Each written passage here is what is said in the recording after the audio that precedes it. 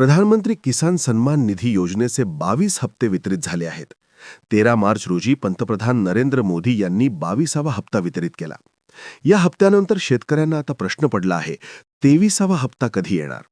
त्याचबरोबरीने ज्या शेतकऱ्यांचे लाभ थकलेले आहेत किंवा जे शेतकरी प्रथमच या योजनेचा लाभ घेऊ इच्छितात, त्यांनी काय करायचं आहे, याबद्दलची संपूर्ण आणि सविस्तर माहिती आपण आजच्या व्हिडिओच्या माध्यमातून पाहणार आहोत. नमस्कार, मी अजित पालव आणि आपण पाहत आहात कोकणचे गजाली.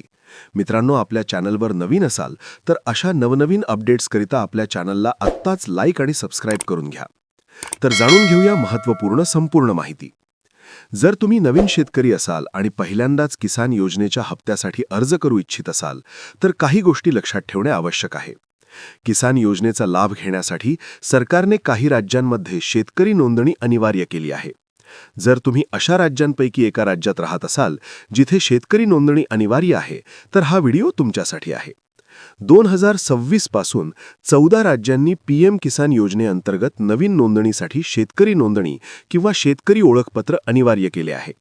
ही राज्ये आहेत आंध्र प्रदेश, आसाम, बिहार, छत्तीसगड, गुजरात, कर्नाटक, केरळ, मध्य प्रदेश, महाराष्ट्र, ओरिसा, राजस्थान, तामिळनाडू, तेलंगणा आणि उत्तर प्रदेश.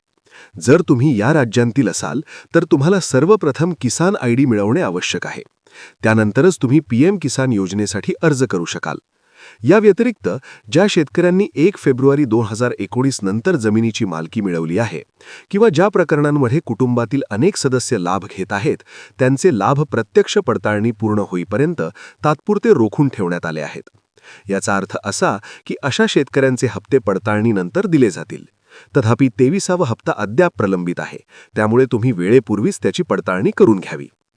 पीएम किसान योजनेच्या 23व्या हप्त्याबाबत अद्याप कोणतीही अधिकृत माहिती जाहीर करण्यात आलेली नाही.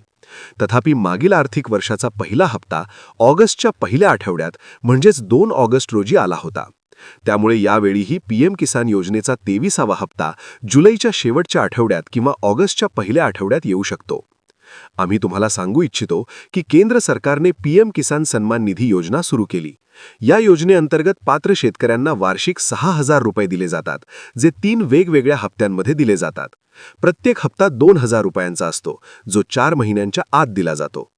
पीएम किसान योजनेसाठी पात्र होण्याकरिता शेतकऱ्यांनी योजनेच्या पोर्टलवर आपल्या जमिनीचा तपशील नोंदवणे आणि आपली बँक खाती आधारशी जोडणे आवश्यक आहे.